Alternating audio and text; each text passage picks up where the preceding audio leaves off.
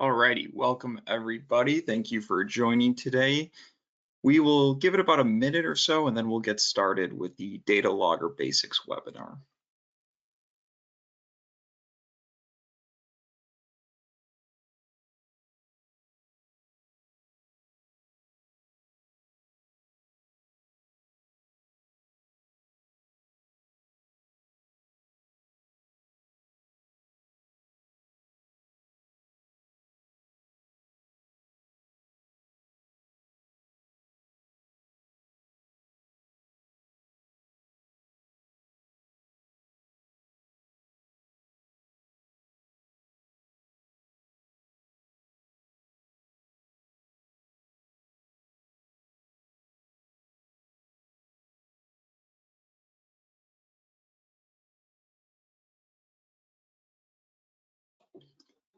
All right, hello everybody. Looks like we're at the top of the hour, so let's get into the Data Logger Basics, the fundamentals of water monitoring. Thank you all for attending. About the webinar, this webinar will run for about 30-ish minutes, and then we will save about 15 minutes or so at the end for any questions. When any questions do pop up throughout the webinar, please feel free to type them into the questions pane of the control pane to the right as the image shows. The webinar is also being recorded, so a link of the webinar will be sent in the follow-up email as well. So if you need to head out early, don't worry about it. Everything will be sent over to you. Today's presenter is me. My name is Stephen Kizorek. I'm a sales representative in our Water Resource Management division. I have around 3 years in the environmental monitoring space. I started off in agriculture, mainly working with researchers, universities, government agencies, and recently made the transition to water resource management, which is really exciting. And I assist researchers, consultants, again, government agencies and universities in a wide range of environmental monitoring applications. So it's been a great experience. And I'm sure, as you all know, constantly learning more and more each day. A little about us at Onset. We make the Hobo data loggers. We were founded in 1981. And over these past 40-ish years, we've had a sole focus on accurate and reliable data logging and monitoring. Since then, we've been a world leader in data logging with global network of distributors. We are located in Bourne, Massachusetts, and as of recently, Hobo data loggers are part of Lycor Environmental based out of Lincoln, Nebraska, which is a really exciting opportunity. And together we have over 50 years of experience in environmental monitoring. Today's agenda, we will cover what a data logger is. New product spotlight, we have two that we would like to discuss. How to use a data logger, there's many different kinds with different usages. How to select one of those data loggers for your specific measurements as well as applications.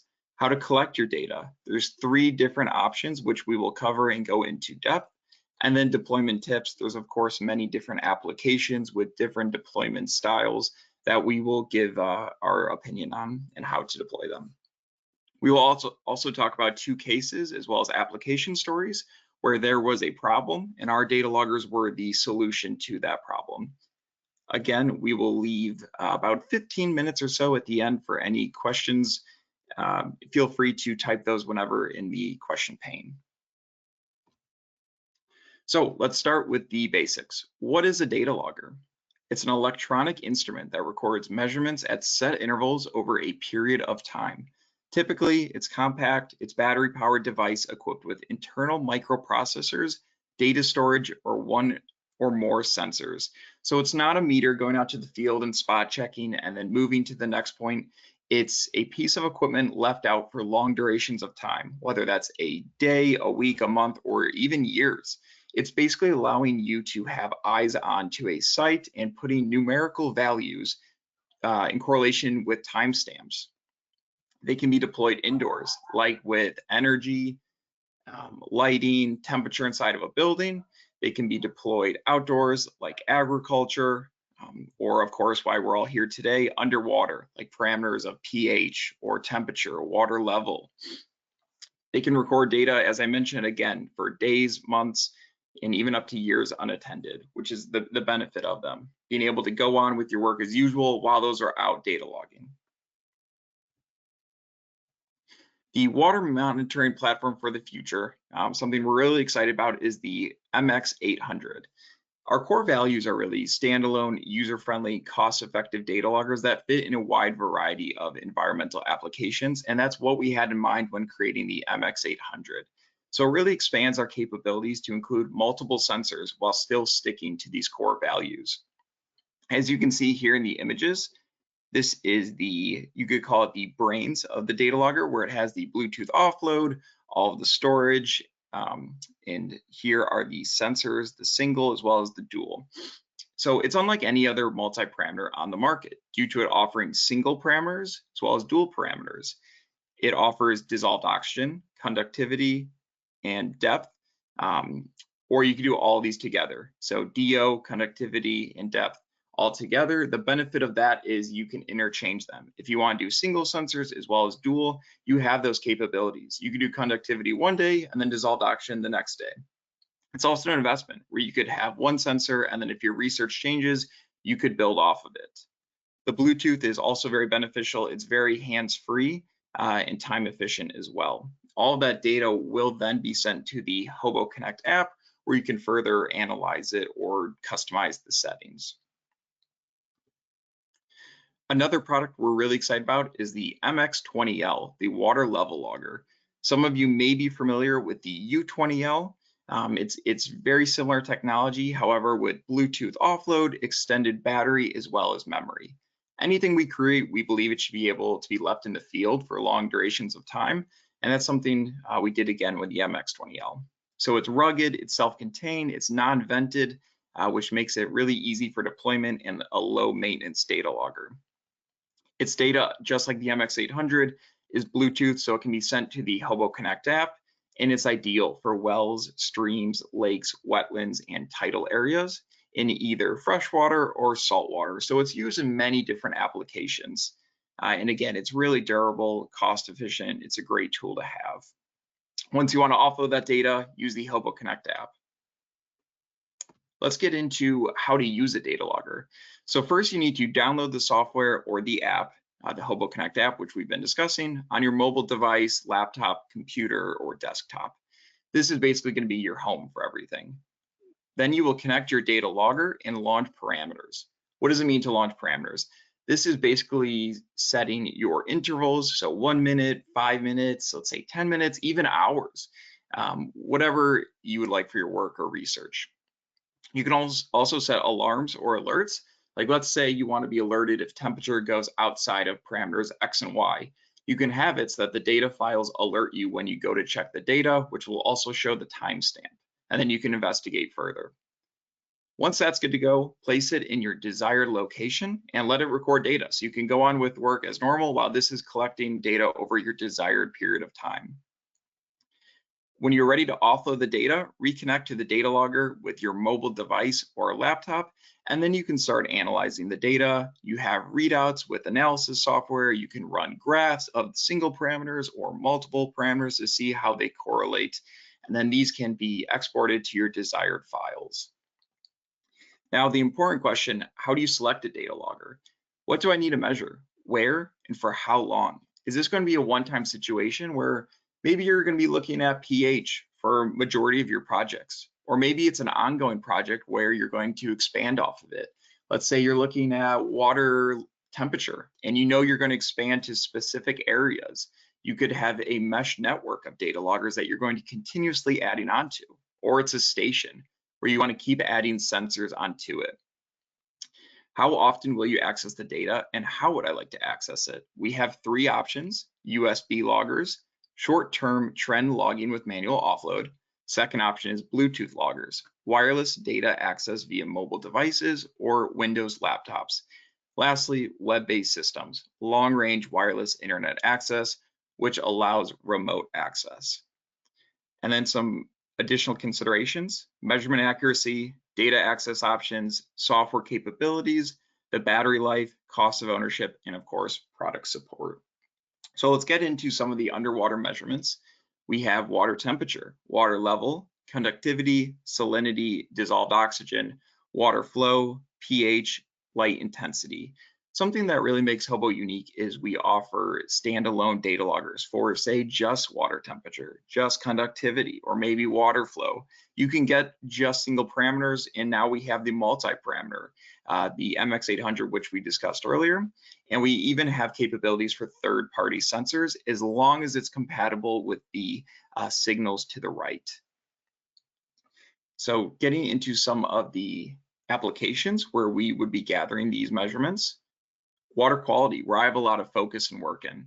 Stream and wetland restoration, aquatic ecology, ocean sciences, flood warning, dam management, hydrology, surface water, and stormwater.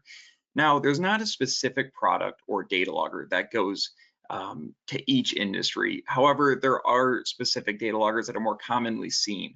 Let's say in flood warning and dam management, you're going to see a lot of remote web access data loggers like RX stations that allow for that data to be viewed remotely, as well as sending automatic alerts if, let's say, water is rising.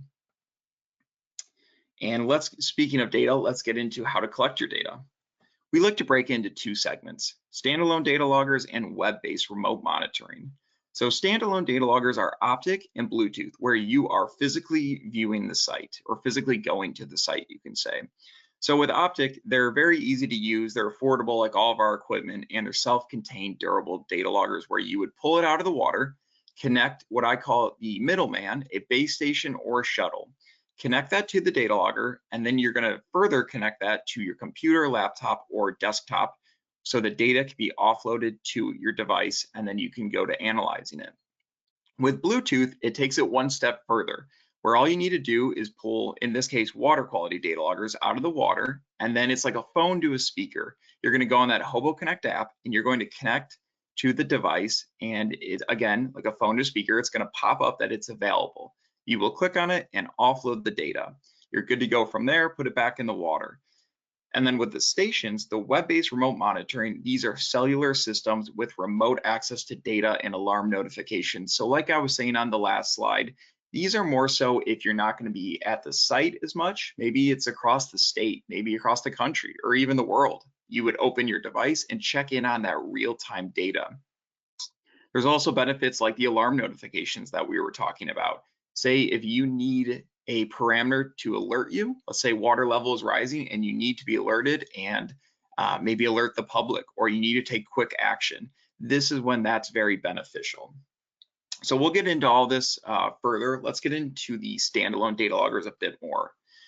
So I'm going to be reiterating some of the information a lot, as it's of course a lot of information coming at us. So it's manual data access, USB, optic communication device, and Bluetooth low energy. So the Bluetooth is the top right. Again, you pull that data logger out of the water and it's a phone to a speaker. It's going to say that it's available. You will click on it and offload the data. It's very hands-free. You're still at the site. However, it's just a click of a button and then put the data logger back in the water and you're good to go.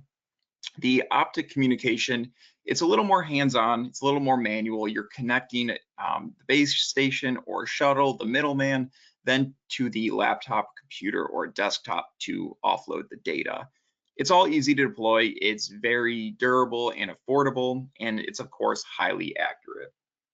So getting into the optic communications, you would have HoboWare Pro software, which is very customizable. It's simple menus for fast, easy logger setup and readout, and it's scaling to real-world engineering units. There's, of course, presentation quality graphs, which will help you analyze the data even further. It's easy export of data files to text and Excel formats, and then time-saving tools for fast setup and readout. There's also advanced plotting tools for more precise data analysis, as well as data assistance or post-processing the data. So the big thing to take away from this is that it's very customizable to whatever you're looking at. If you want the interval points to be at, etc., you have that option. You can start the calibration points as specific options. It's however you want it and how you want the data, which is a really nice aspect of this optic software. Now let's get into the second one, the Bluetooth communication. So with Bluetooth, it's easily locatable and you can view all the data loggers within range. So no pairing is required. Basically, once you're in range, you will see the devices pop up. Tap on the device you want. So maybe it's labeled logger 1, 2, and 3. You can offload from all of them or just click which specific one you want. You can also configure your logger in the HoboConnect app. So you select the interval, whether that's again minutes, hours, whatever it may be. You can set program alarm notifications, whether they go outside of parameters that you want to be alerted about. If you're thinking, can anyone with a smartphone walk by or smart device walk by and just access your equipment? Well, you can add passwords to protect it. And then of course, you start and stop the device in HoboConnect. You can enter your water parameters and you can download and view the data within seconds. Once you have that data, it's very flexible. You can share the data with a click of a button to Excel, CSV, Hobo file, and PNG. I really like this image. It shows, of course, how the Bluetooth radio waves will communicate. So again, think of it as a phone to a speaker. The loggerhead is out of the water, and it's basically going to send all of that data to your device, and you're good to go from there. It's very hands-free. And then here's just a little quick graph showing parameters. So let's say the blue line is water level and the green is rain. Let's say we're only looking at 2 parameters. You could do single ones just to see how they look alone, or you could run them both like the image to see the correlation they have on each other.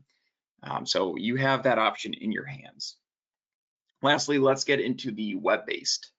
So with the web-based, anything with RX is going to be cellular.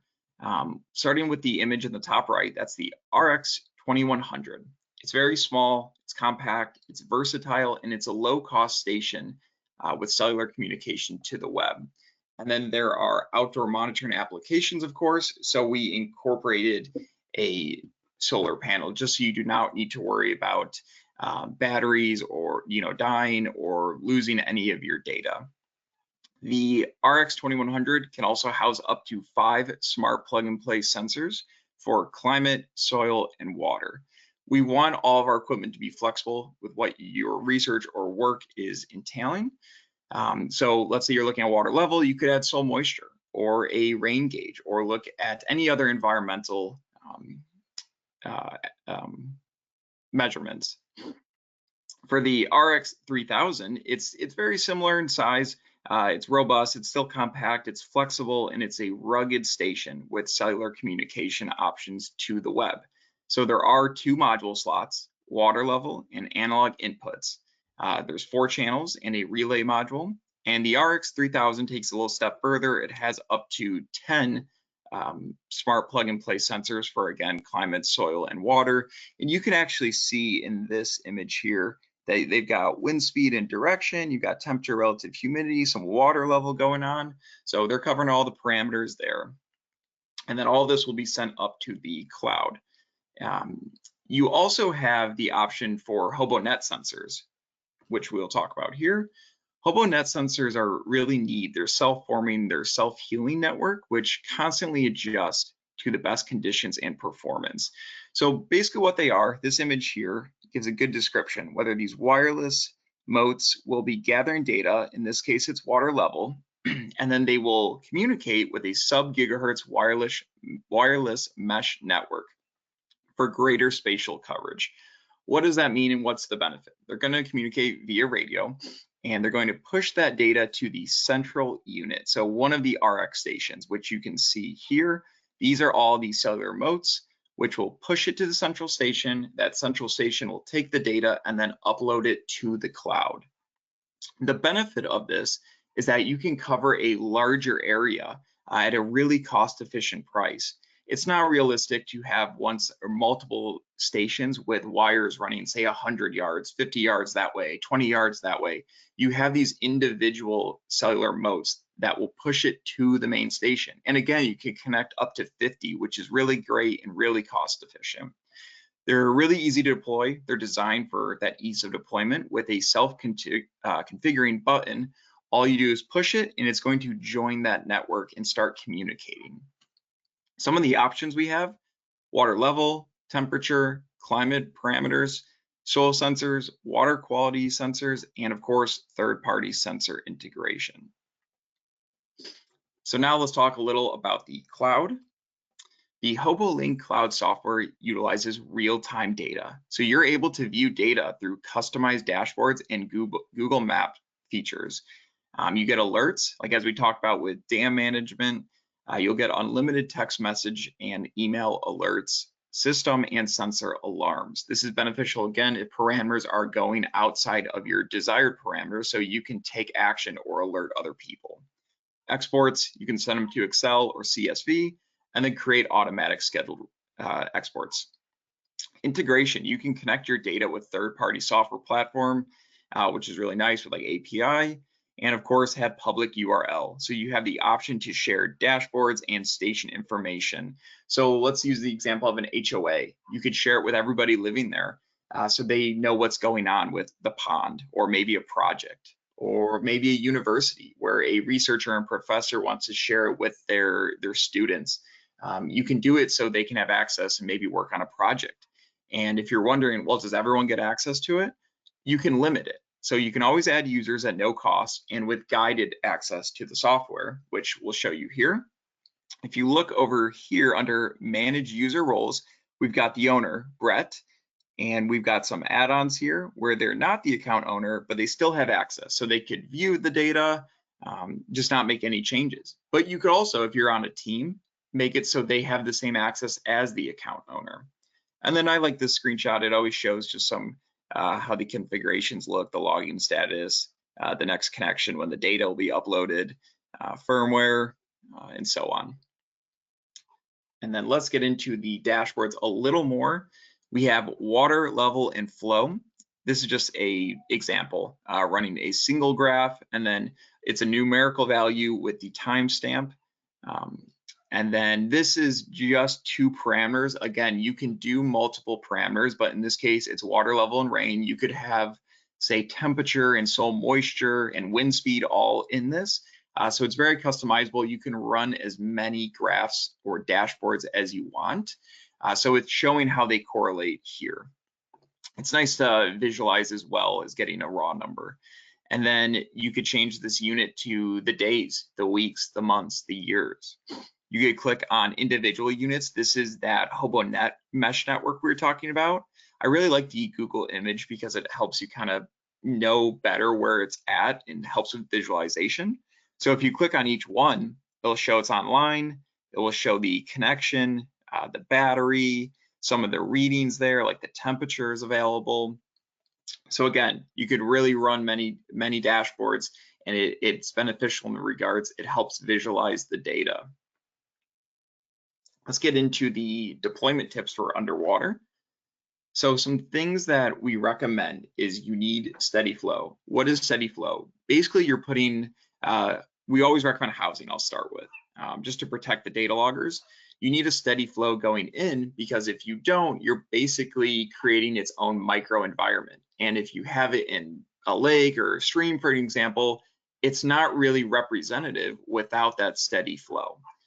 Avoid freezing water. You always want to avoid harsh conditions, and then no conductive materials. This is more so if you're looking at conductivity. Other parameters, it's fine. We always recommend biofouling guards. Of course, I'm sure many of us are familiar with biofouling. It's different in each case, but we do recommend thick pieces of copper that we provide as biofouling guards to help deter it. You can also have copper tape or paint on the protective housing. And again, the protective housing, we have some here just as a visualization. You know, it helps with boat traffic, or if the equipment's getting knocked around, it's going to protect it. More protection, the better. Some more deployment tips. You can always mount on a rock, cement slab, or a block. The advantages is it's less visible. So unfortunately, vandalism is something that we have to deal with and acknowledge and try to avoid it by typically hiding the equipment. The thing is, just don't hide it too well from yourself. So always leave a marker, landmarks, and we have GPS with Hobo Connect. So where you deploy it, you can mark it with the coordinates that will show you the data, or excuse me, the data logger was inserted here, which will help you find it. So this is the cinder block example. You've got some PVC housing right here, and then it's zip tied. The logger will be inserted. You've got the holes to have the steady flow. and that's going to keep it nice and locked in place. And you can always do an optional tie wrap, which again secures it even more because you don't want to lose that logger. We need that data, right? Some more underwater deployment tips. This is for groundwater or stilling well. You can attach it to a structure or a bridge, dock. Here would be the well, and then some stainless steel, which keeps it in the same spot. That's very important. Basically fastens it. Well cap, which we'll talk about. You could do a tether mount, a post mount using hobo protective housings. One thing we always recommend is know the area you're going to deploy it. You know, if there's a lot of boat traffic, a post mount is probably not the best option. So just know the area it's going in. And then speaking about that well cap, of course, this goes on the top of wells to house and hide the logger entirely in the well. We also have the discs, which supports tension and keeps it locked in place where you want that data logger. We also have a mounting bolt and well disc to avoid dropping the equipment in the well. That's another feature of it as well. So this would just go on the PVC well. And then let's get into some of the cases. This problem was the Department of Conservation and Recreation helps dam owners manage more than 100 dams throughout the region. Monitoring high water levels at dam sites is a critical responsibility of dam owners who had to send staff to each individual site to physically observe and measure water levels. This proved to be costly and inefficient, especially during severe weather like storms, when water level has the potential to quickly rise across multiple locations. Plus, the inability to swiftly notify the nearby population of impending flooding could lead to severe consequences, especially for those living downstream. So the issue, of course, is you need to alert people if there's danger from water level rising, and it's hard if you don't know when to go out there, and it's difficult sometimes to go out there every single day. That uses a lot of resources. So the solution is utilize the MicroRx water level station, which we discussed. It's the cellular web-enabled water level monitoring station. It's the compact, it's competitively priced, so you can put them in multiple locations without really breaking the bank.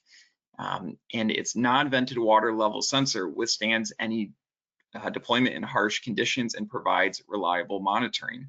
Water flow and accumulated rainfall calculations can be used to trigger immediate notifications of critical water level conditions.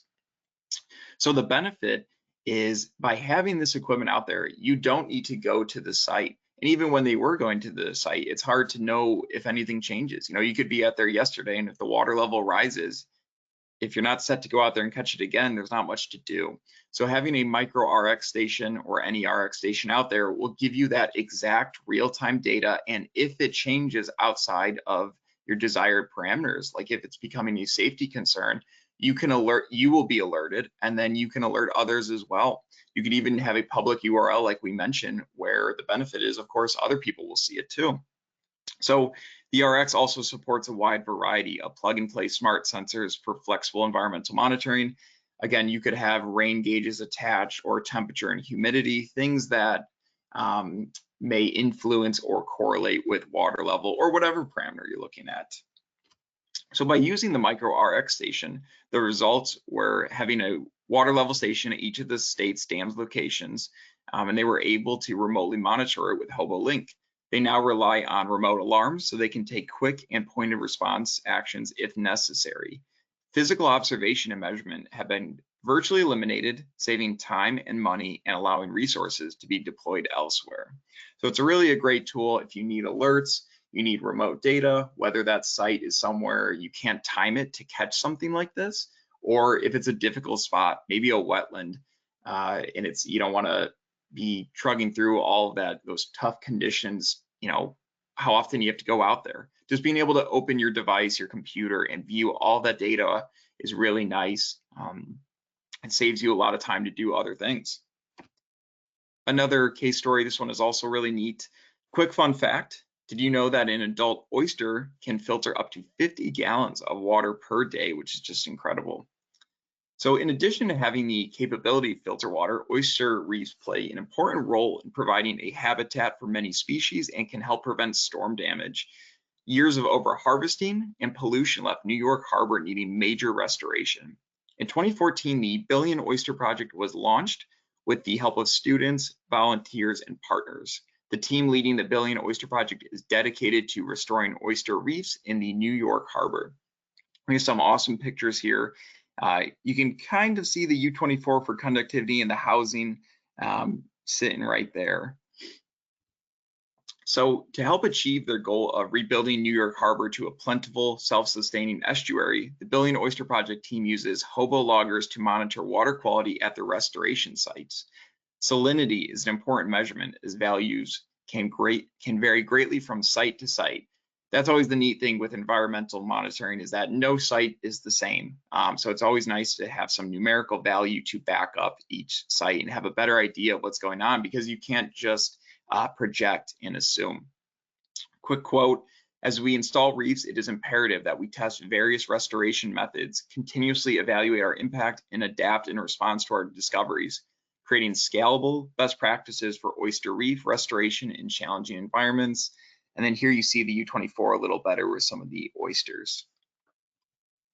So by using the hobo data loggers to map water quality at each location, provided insight into the growth and health of oysters, and the environmental challenge of restoring oyster reefs provides researchers and students with an opportunity to use science to explore an ecosystem right in their own backyard. Today, the Billion Oyster Project team monitors 15 active reefs over 5 boroughs and has successfully restored 47 million oysters, which is just incredible.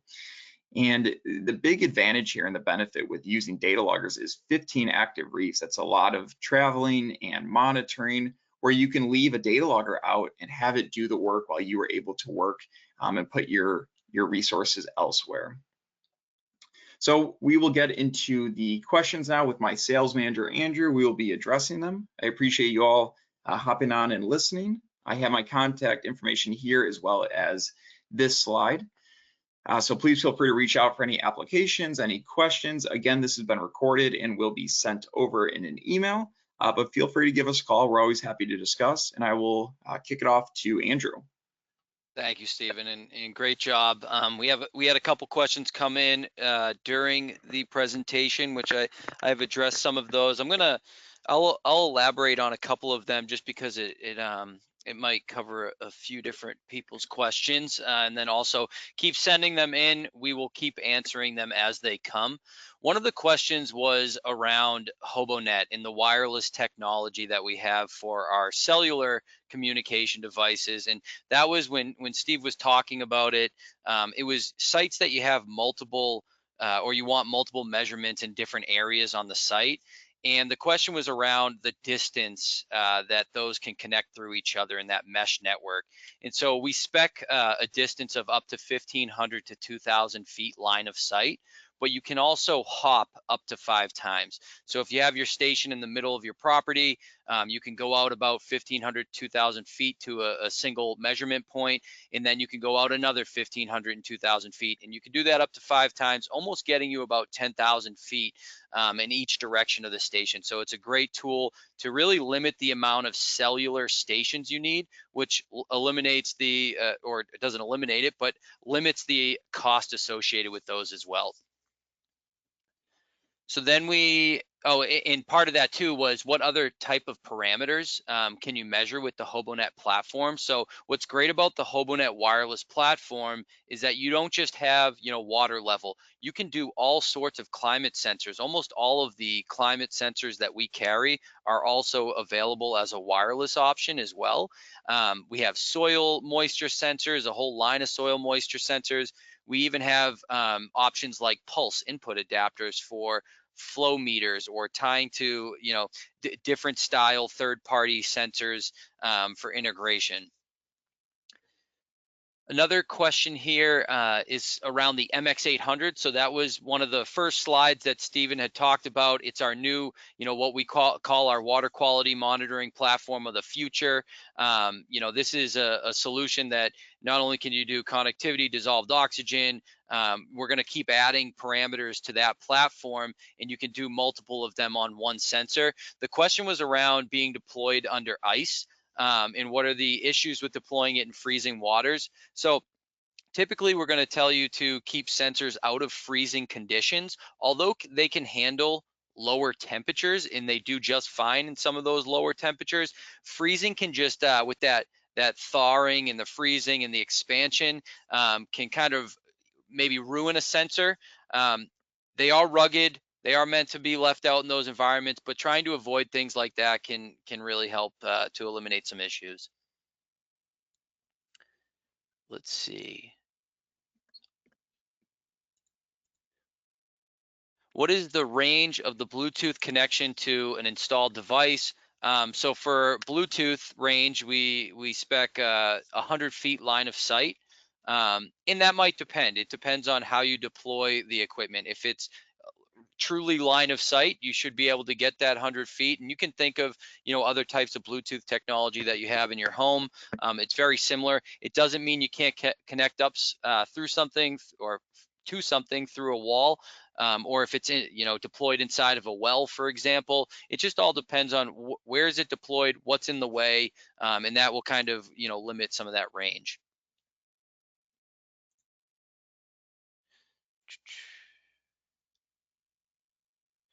So there's one question here. Can the RX products scale up to a county-wide network?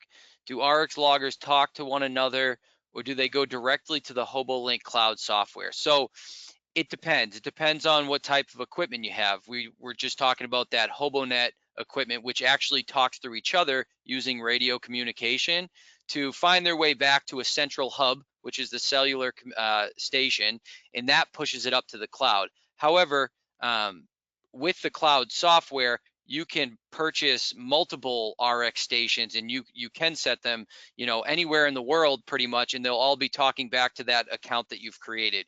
You can create multiple accounts, you can feed them all to one account, and you can manage them all seamlessly through that one account. So if you have, a single cellular water level station that is mounted to a bridge, you can, go a town over and mount another single station to a bridge. You can put those all on the same dashboard, on the same graph. You can manage them all kind of together as one. It's really how you want to set it up.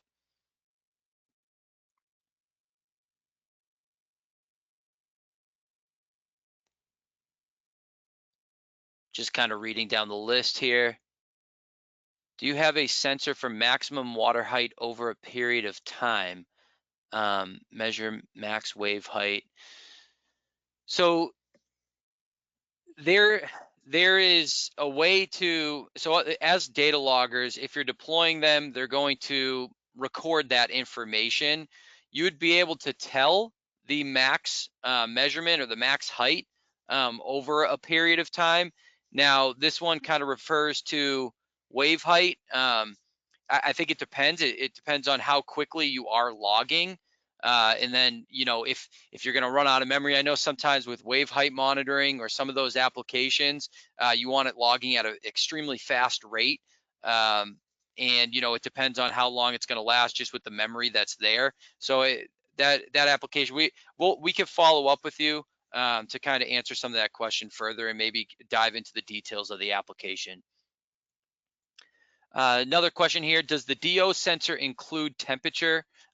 Yes, almost all of our data loggers, especially in the water side, for dissolved oxygen, pH, conductivity, they usually all have a temperature sensor in them as well, and that's because most of these sensors or parameters like dissolved oxygen are temperature compensated.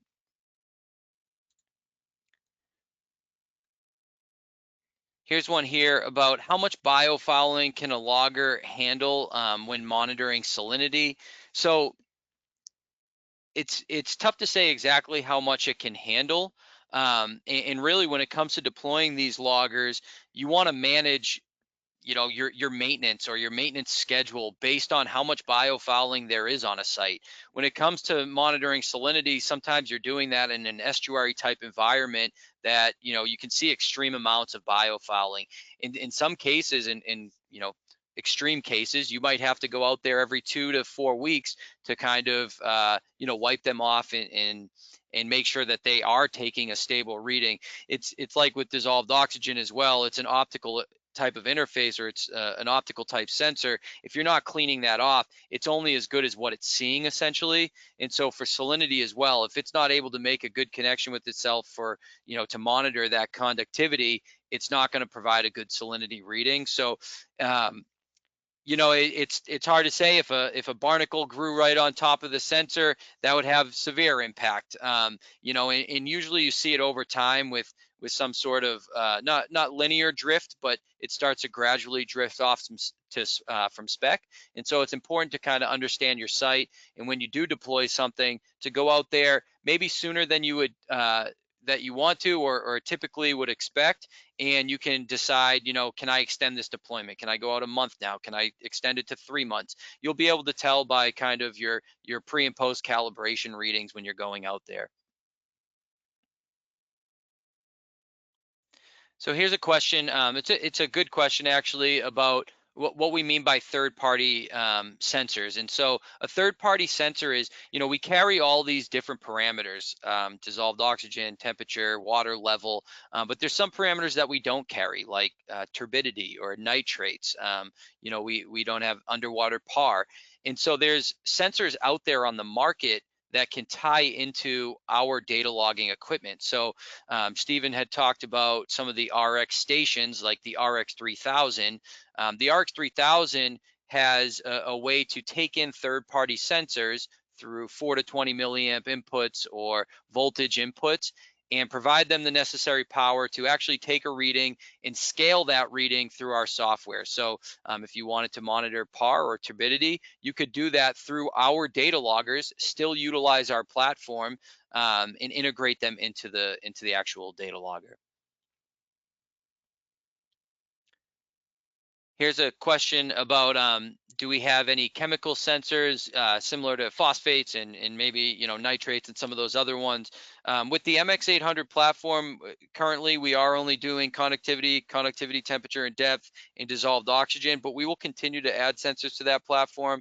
Right now, we hope to have PAR and turbidity in the near future, and then we'll continue to look for more like phosphates and nitrates. But that's down the line.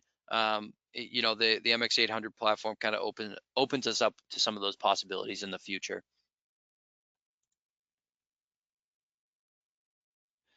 So here's a question, between, what is the difference between HoboConnect and HoboWare software?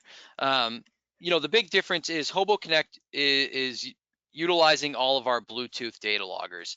The Bluetooth data loggers, it's a more streamlined approach to configuration, deployment, and offload, because everything can kind of be done right through your smart device while you're on site. You can kind of troubleshoot, you can do those things. When it comes to HoboWare, that's more of a desktop software. It can absolutely be downloaded on a laptop. You can still bring it out to site. You can still configure, deploy, and offload everything as well. It's just HoboConnect makes it a little bit more convenient, and it's a little bit more streamlined and efficient as well. However, the HoboWare software does have some unique capabilities on the graphing side. It's more interactive. You can kind of do some more data management with it. The goal of HoboConnect, the Bluetooth app, is for you to be able to access your data, see things live, and then be able to export it and manage it from there, where HoboWare does a little bit more of the management and allows you those capabilities. In most cases for our customers, they're really looking to just get the data and put it into some of their programs that they want to manage it with.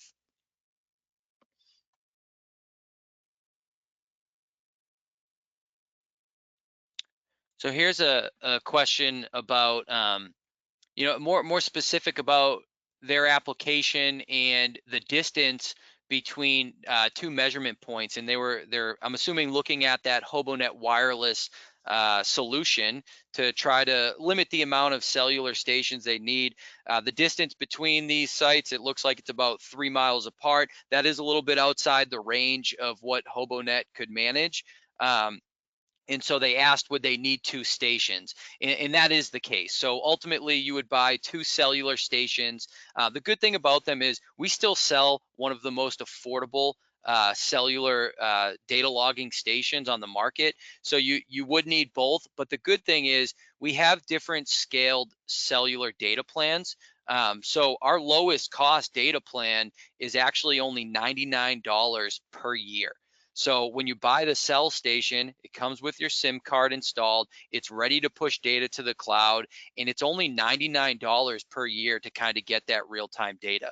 And so sometimes stretching out your site and trying to maximize, how many of those HoboNet wireless sensors you have, it's not really a benefit. You're better off just buying another station, making sure that it's going to work out for the site, and paying that, $99 extra per year. The other two data plans that we have a standard plan, which allows you to do more measurements at a higher frequency. That plan is $199 per station per year.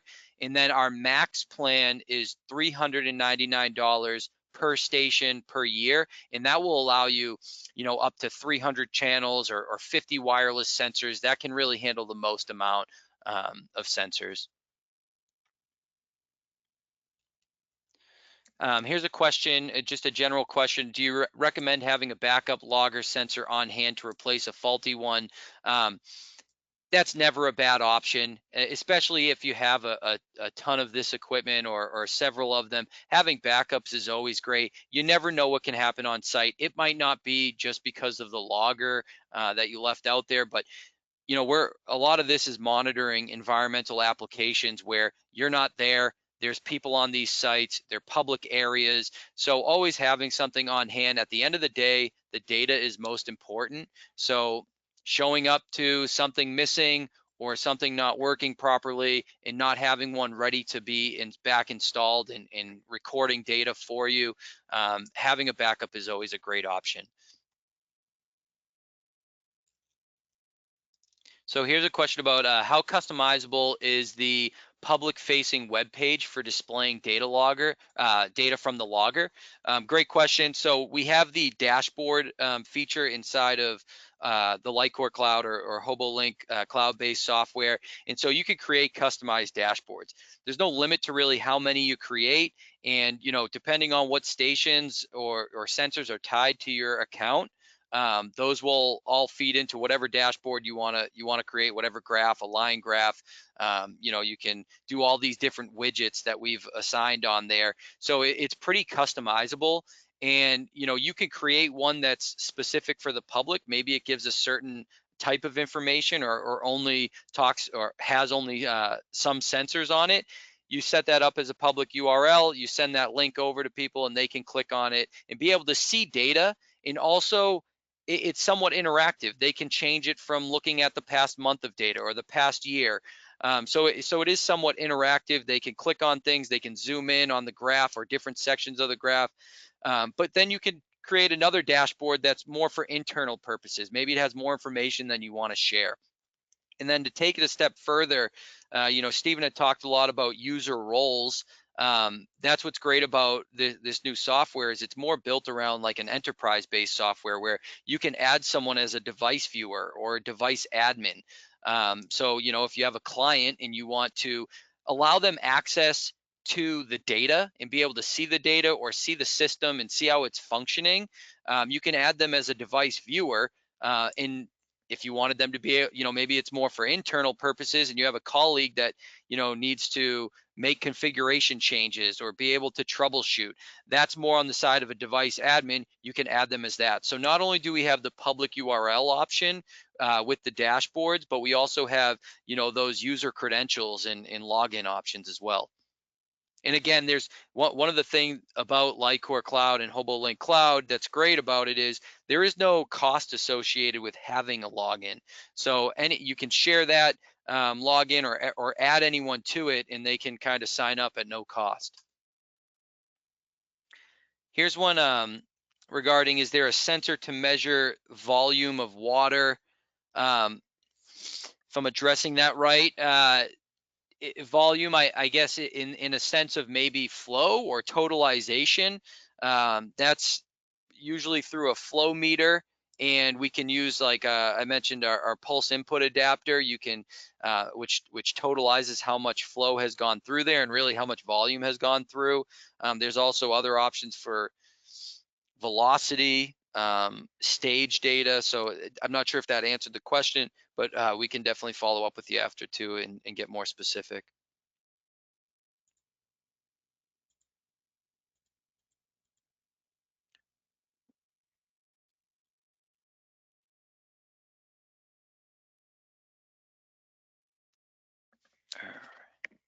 Bear with me here.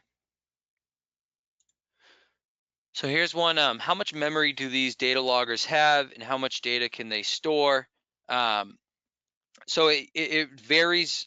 It varies between the different types of data loggers, obviously. And one thing that's great about some of the new Bluetooth options. So a lot of these loggers started as an optic USB style logger, and we've now introduced options for Bluetooth. When we did that, most of the Bluetooth options have extended memory. And so, for example, the new MX800 will store up to almost 800,000 measurements. Some of our loggers are as much as 1 million measurements. Some of our loggers are as low as, and I think it really only gets as low as maybe 20,000. So once you start to spread that out over 15-minute intervals, you're talking in some cases years of data storage.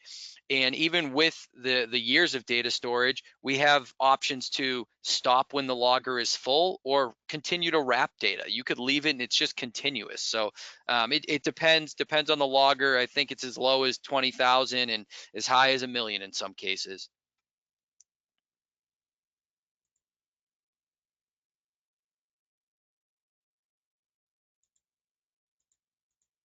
So here's a couple questions around soil nutrients and measuring soil carbon. We will absolutely follow up with you after this. Now being a part of Lycor, we're a Lycor company now, and they can definitely measure soil carbon. They're kind of a leader in greenhouse gas monitoring and soil flux measurements. So we'd be happy to follow up with you after and talk about that. They've kind of wrote the book on that stuff, so we can introduce you to those folks.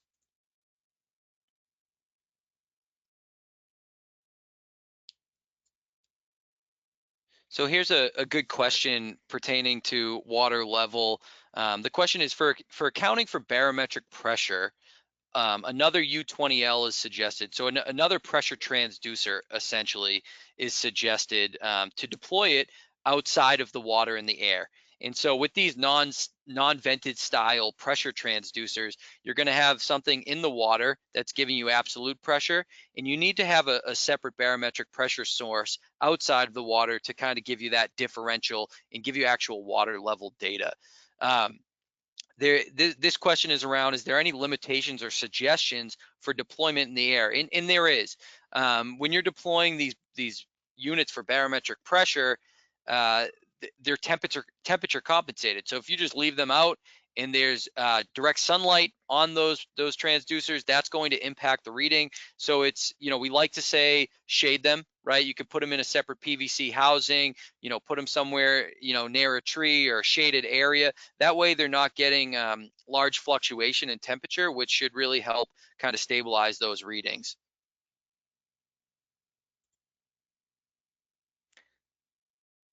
Two more questions here.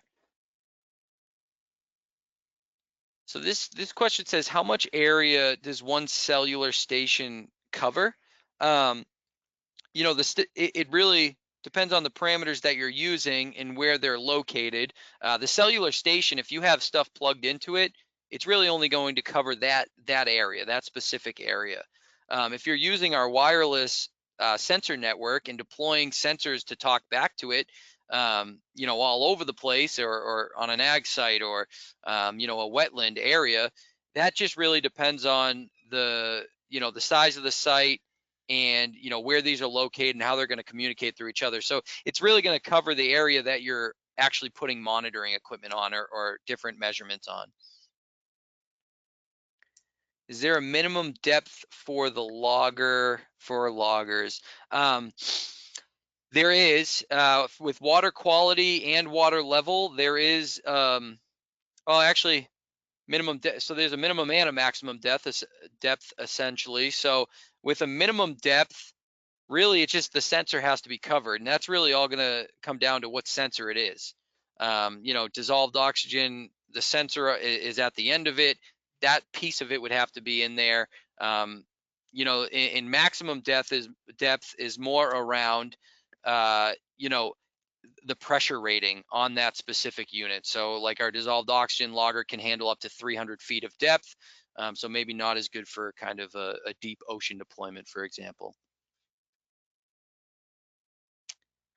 And I think that pretty much wraps up the questions. They were coming in kind of quick, so if I missed any, we will make sure to come back and address these. We'll have someone reach out to you. Our contact information is right here. Stephen has his contact info on. If any more questions come up, we'd be happy to help.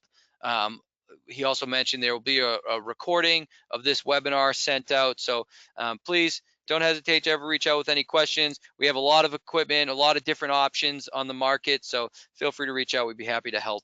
Thanks again for joining today, everyone.